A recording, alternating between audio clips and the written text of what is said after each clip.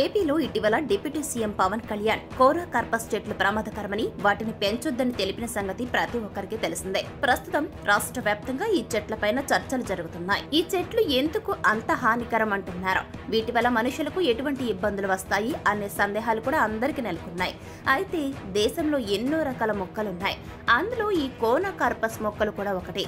ఈ మొక్కలు నాటిన తర్వాత పెద్ద చెట్లుగా ఎదుగుతాయి. ఇవి మన దేశానికి చెందినవి కాదు. ఇవి అన్య జాతుల మొక్కలు. అరబ్ దేశాల్లో కోనా కార్పస్ చెట్లను విరివిగా పెంచేవారు.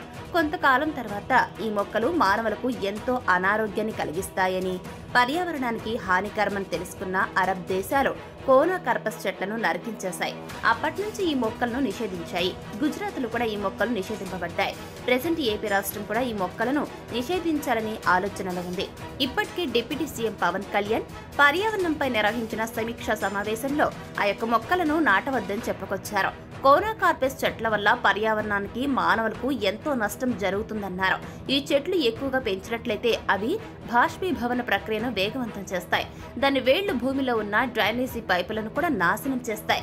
ఈ మొక్క 2 సంవత్సరాలు 2 సార్లు పరాగ సంపర్కం చేస్తుంది. ఇది మానవ ఆరోగ్యానికి ఎంతో హానికరమని చెబుతున్నారు. ఈ మొక్కలు పరాగ సంపర్కం చేసేటప్పుడు వచ్చే పుప్పొడి మనుషుల్లో దగ్గు, జలుబు, ఉబ్బసం, శ్వాసకోశ రుగ్మతలు అధికంగా వచ్చేలా చేస్తాయి. ఆస్మా పేషెంట్లు ఈ చెట్ల దగ్గర ఉండటం వల్ల తీవ్ర అనారోగ్య సమస్యల బారిన పడతారు. వీటిని ఒక్కసారి నాటామంటే చాలు అధిక ఉష్ణోగ్రతలను కూడా తట్టుకొని పెరిగేస్తాయి. ఎక్కువ నీరు కూడా అవసరం లేదు.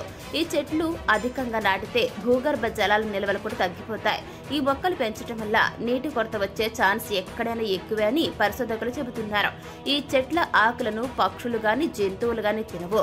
వీటి రుచి జంతువులకు అస్సలు నచ్చదు.